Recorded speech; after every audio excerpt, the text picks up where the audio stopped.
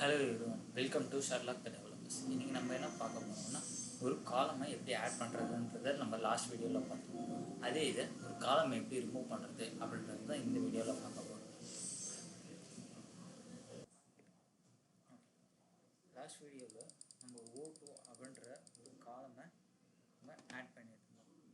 அதை range function மூலிமா 1 2 3 அப்படின்றத லைனாக கொண்டு வந்திருந்தோம்.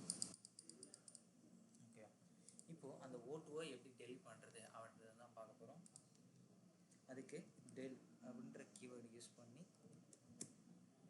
டேட்டா அப்படின்றத கொடுத்து பாக்ஸ் ப்ராக்கெட்டில் கோட்ஸில் O2 கொடுத்துட்டு ரன் பண்ணோன்னா ரன் ஆயிரும். இப்போது டேட்டாவில் ரன் பண்ணி பார்த்தோம்னா O2ன்ற ரீஜனே இருக்காது, அதாவது அந்த காலமே இருக்காது, டோட்டலாக ரிமூவ் ஆயிரும். ஓகேவா? நெக்ஸ்ட்டு ஒரு காலமை எப்படி ட்ராப் பண்ணுறது, அதாவது இன்பிட்வீனில் இருக்கிற ஒரு காலம் எப்படி ட்ராப் பண்ணுறதுன்றது அடுத்து பார்க்கணும்.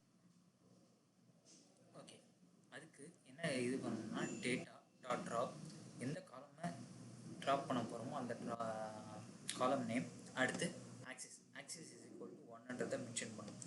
அதுக்கப்புறம் இன்ப்ளேஸ் 2 அப்படின்றத கம்பல்சரியாக மென்ஷன் பண்ணணும். இன்கேஸ் அதை மென்ஷன் பண்ணாமல் விட்டுட்டோம்னா அது வியூ பண்ணும்போது அந்த காலம் ட்ராப் ஆகிருக்குமே தவிர திருப்பியும் நம்ம ரிஃப்ரெஷ் பண்ணோம்னா அந்த காலம் திருப்பியும் ஆட் ஆகிடும். இன்ப்ளேஸ் 2 கொடுத்தோம்னா அந்த காலம் பர்மனெண்ட்டாக ரிமூவ் ஆகிடும்.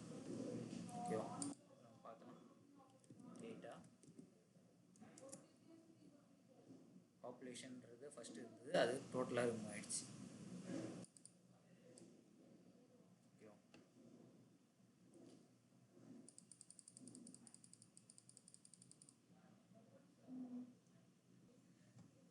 தேங்க்யூ. இந்த வீடியோ உங்களுக்கு பிடிச்சிருந்ததுன்னா லைக் பண்ணுங்கள், சப்ஸ்கிரைப் பண்ணுங்கள். தேங்க்யூ.